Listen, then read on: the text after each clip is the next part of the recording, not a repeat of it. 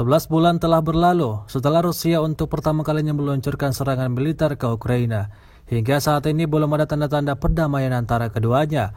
Ukraina sendiri dilaporkan sudah melakukan serangan balasan ke wilayah Rusia.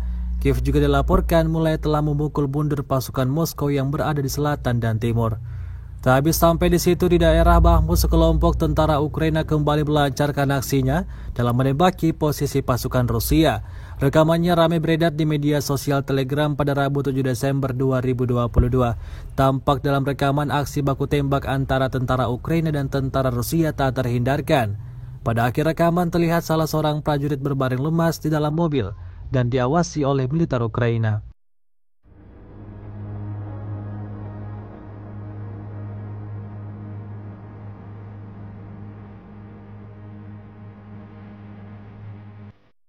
Войсками и артиллерией.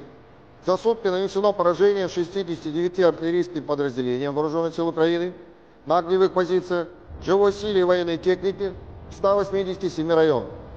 В районе населенного пункта Деброво Донецкой Народной Республики поражен пункт временной дислокации украинского националистического формирования.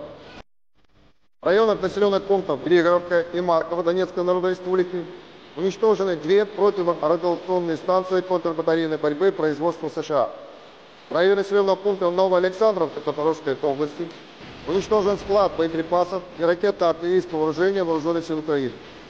9 украинских беспилотных летательных аппаратов.